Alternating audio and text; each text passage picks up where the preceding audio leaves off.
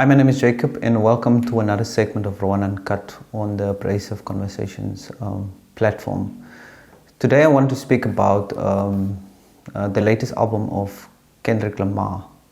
For those of you who are not familiar with Kendrick Lamar is Compton-based rapper in the United States, in California. And he has released several critically acclaimed albums over the past decade. Kendrick Lamar in 2010 released Section 80, and since then every album of him that follows was acclaimed. Good Kid, Mad City, To Pump a Butterfly, who received I think 13 Grammy nominations. Damn in 2017, who won the Pulitzer Award. So Kendrick Lamar is a very critically acclaimed hip hop artist.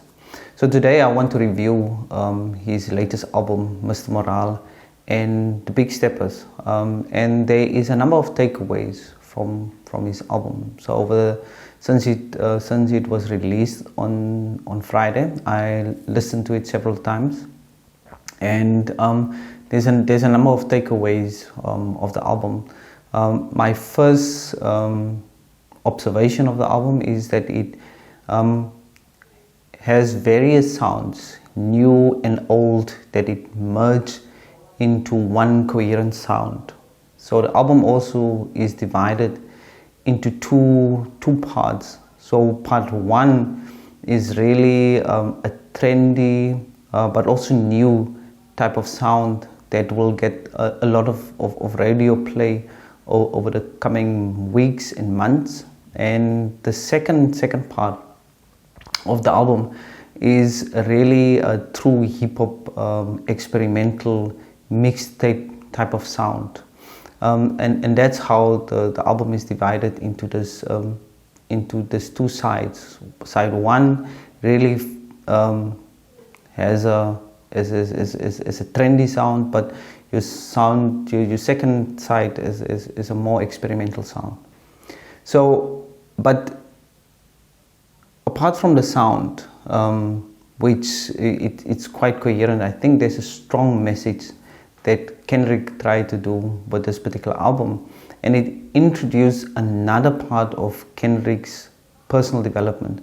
So if we think about Section 80 was really was stories and giving us insight of how it is to be growing up in a black neighborhood in the United States. And he grew up in Section 80, so that album really deals with those specific issues. The last track of that album, High Power, is kind of that became an anthem for his generation to think about ways of escaping the borders of the ghettos that black Americans grew up in. I think not Section 80, Good Kid, Mad City, extend that specific world, and it extends the world into the city of Los Angeles, that whole city, and how it's divided into Crips and Bloods, and the reality of young black men dying in the city on a daily basis because of this red and blue violence. And it's that red and blue is an irony that doesn't even escape Kendrick, and because it's so closely linked to the national politics of red and blue, but also the flag of America, which is red and blue, divided into red and blue. To Pump a Butterfly, I extend that world beyond the city of Los Angeles, and gives you a much bigger worldview. He traveled the world, and now suddenly he will also visit the cell of Mandela and realize that the struggle of black people everywhere is the same. So when he returns home, he realizes the danger of returning home, and that is institutionalized. One of my favorite tracks on To Pump a Butterfly is actually Institutionalized, that kind of give you insight into the psychological condition of people that were oppressed, that grow up in certain environments. And Damn returned the message, and not return the message, return to the self. So where you start thinking about how do you deal with your newfound fame, money and wealth, and Damn really addressed those particular issues. So this brings me now to Mr. Morale and the Big Steppers, because here it's a different side of Kendrick that he introduces us. So what he shares is now his struggle as a father, but also someone who recently got married. So now that he's a father, he has a different sense of responsibility. So this specific album is an introspection as to what can he do differently, and what he can do differently he realizes, and the first track of the album introduces it. I think his wife is saying it, tell them the truth. So he opens up and he tells them about his struggles, his struggles with his infidelity, on with his wife.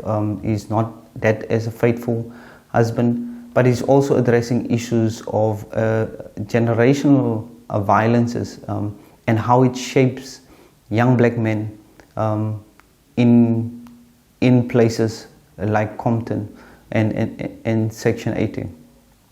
So, and he wants to break this specific curse for his two offspring.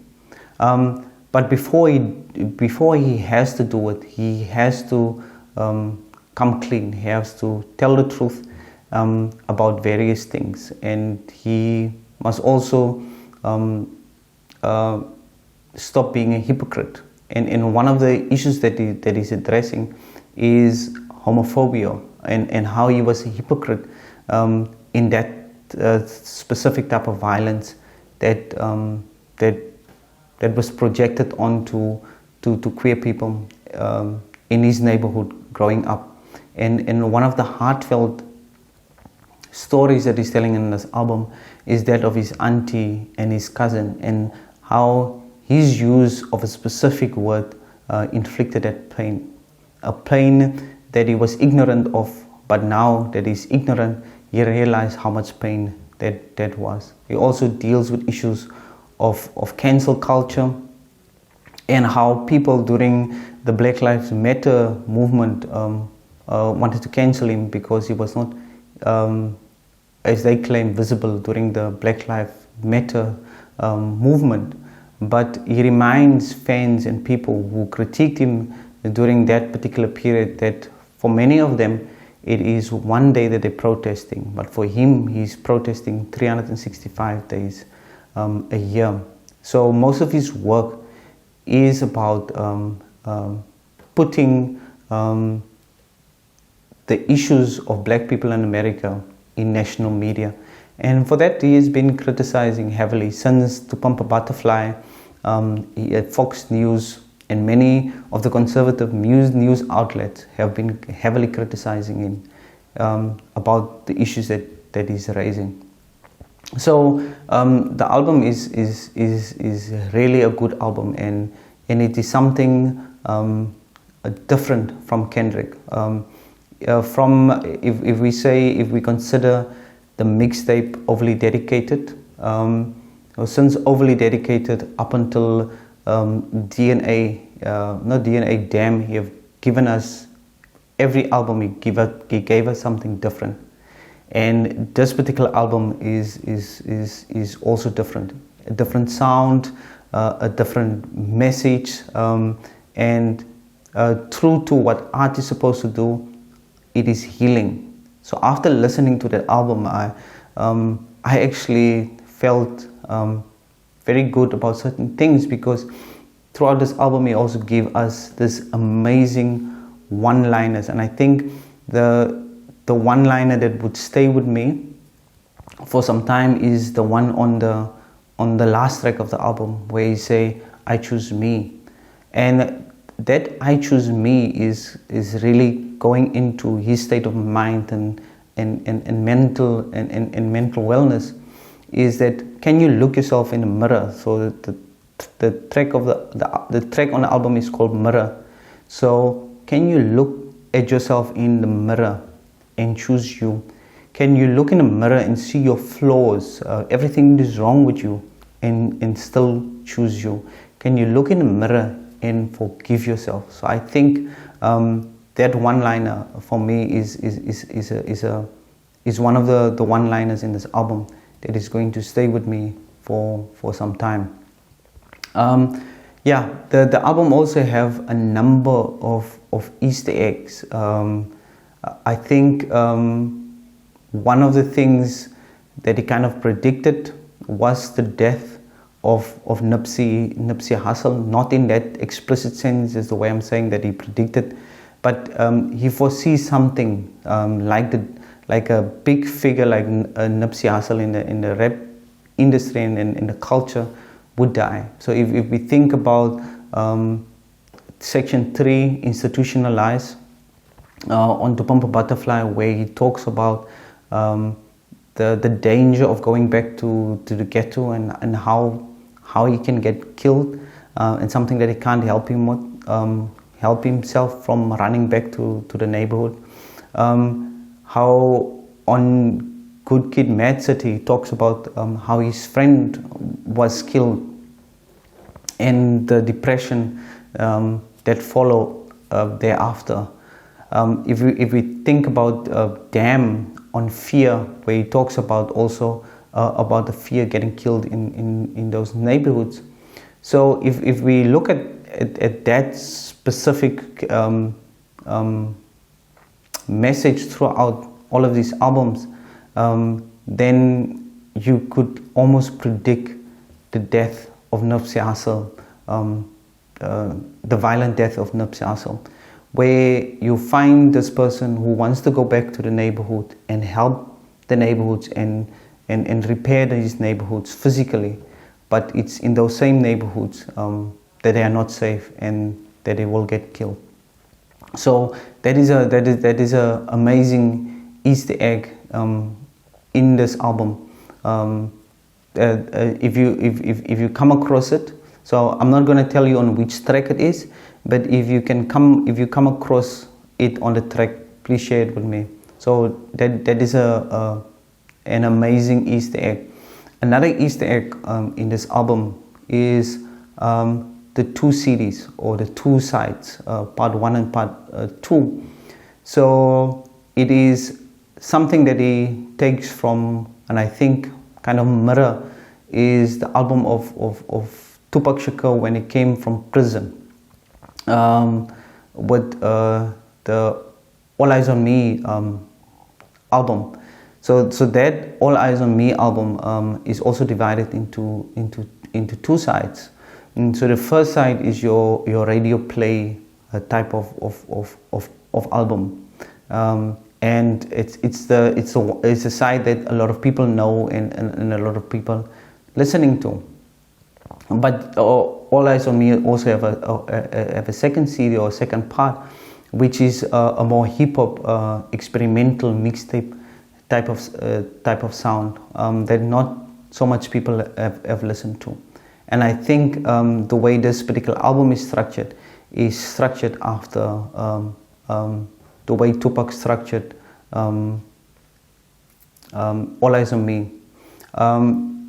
And if you are not aware of Tupac and Kendrick's connection, then it goes all the way back to Section 80, where Tupac came in a vision to him and said that he needs to take up where Pac left and put the message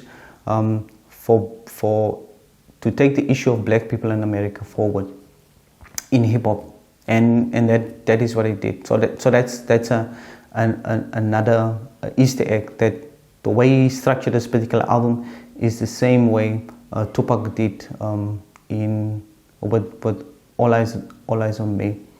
So all in all, I would say that this particular album is a masterpiece in the making.